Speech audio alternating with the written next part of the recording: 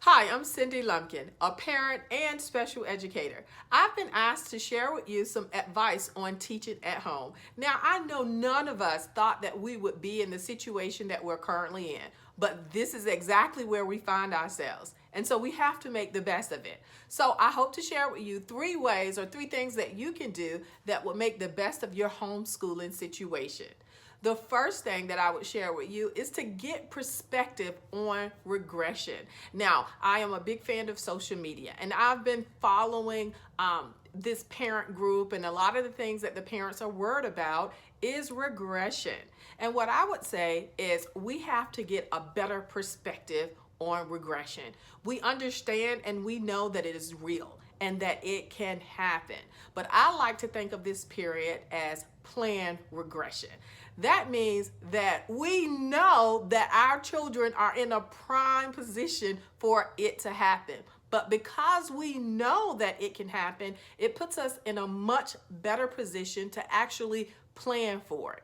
Now, as opposed to unplanned regression, this is the regression that we really don't see, that we really don't expect, that happens year after year after year, that cause so many of our students to fall behind. I do not consider the two the same. I think because we are in this situation, the schools know that we're in this situation, and you know that we're in this situation. We just have to work together to make sure that our students continue to make progress and that they continue to meet their goals. And it can happen. The second piece of advice that I would like to share with you is that homeschooling is not a 7-hour day. In fact, the national guidelines for homeschooling is as follows. Elementary school students 1 to 2 hours, middle school students 2 to 3 hours, and high school students 3 to 4 hours. Now, they even suggest for those learners who learn differently, who may have learning disabilities, that time should be cut in half. So if you find yourself pulling your hair out, trying to engage your child for hours on end, and it's not working and they're stressed out, then you seriously need to look at reducing the amount of time that you are requiring them to work on schoolwork.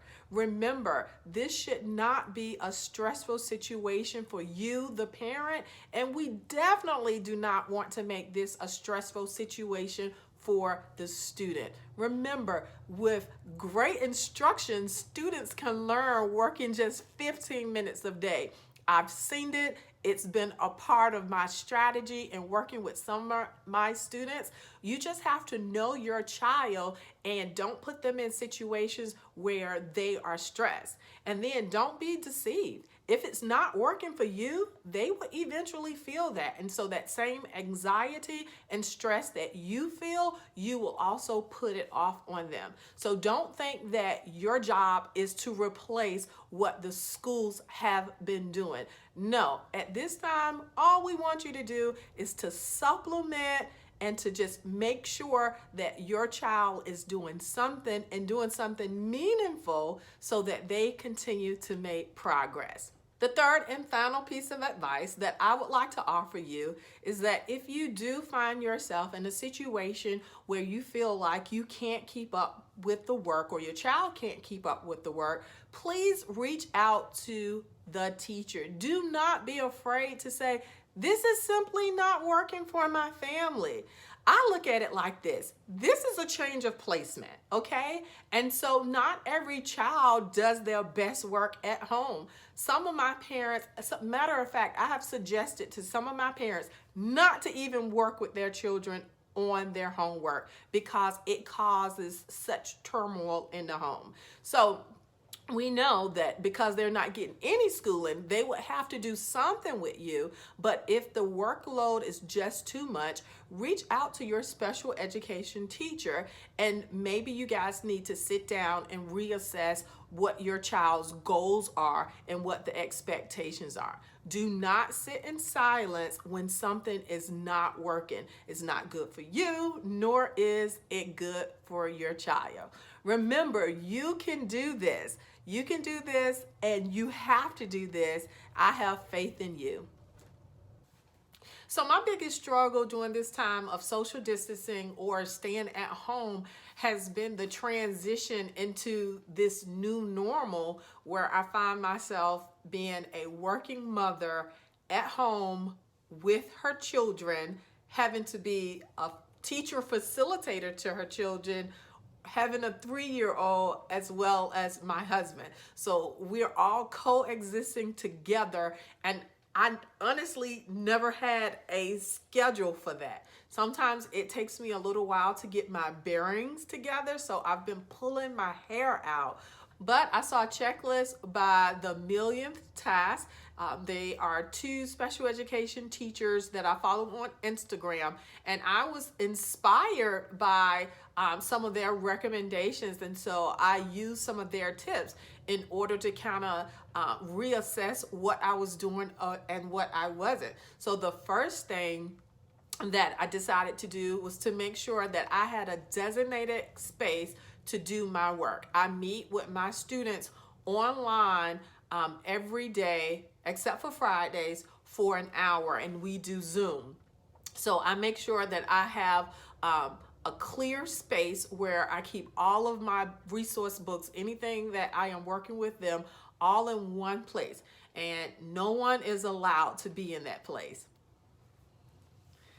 I also established a morning routine. So my goal is to get up before the rest of my family. I enjoy drinking warm lemon water every day. So that's a part of my self-care morning routine. Also, I like to do meditation and prayer.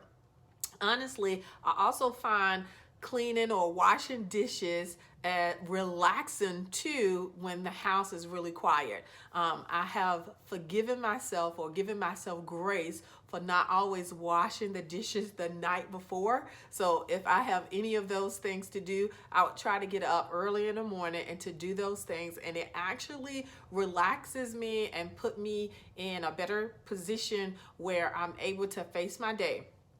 In addition, I also write out daily schedules the night before. So I know every day, except for Fridays, that I meet my students at a certain time. My daughter goes every other day, so she does it 3 days a week, and she's online with her teacher. She has homework in between that time. Then I have a 3-year-old that we have to give homework to and make sure that she is entertained and structured. And then there's my husband. So we kind of have a schedule. His schedule is not always predictable, but if I know that he has a call the night before and that he's not going to be able to do lunch, then we try to plan for that the night before so that the next day I won't have a lot of surprises. I also provide a weekly communication sheet to my parents as well as my students. And this is to just limit the amount of times that I have to email. On this communication sheet, I list all of the assignments by day that I expect for my students to complete. And I'm also very strategic. I do not ask for everything to be turned into me. So I feel like we're kind of on the honor system, and because I see the parent as well as myself as partners, there are some things that are just expected and that they will facilitate or make sure their child is doing. And then there are a couple of things that their child will send back to me, and then I will grade it, and that is how they get their grade. I am very intentional about giving quality assignments, but not necessarily expecting that all of those assignments have to have some type of evidence base sent back to me. Because at the end of the day, I still want learning to be as intrinsic as possible for my students. So they have to understand they do some things just for themselves and not necessarily always for a grade. Last but not least, I open my Fridays up for any communication with parents. So if they need to talk with me, if something is not working and we need to kind of go back to the drawing board for their student, Fridays are reserved for that.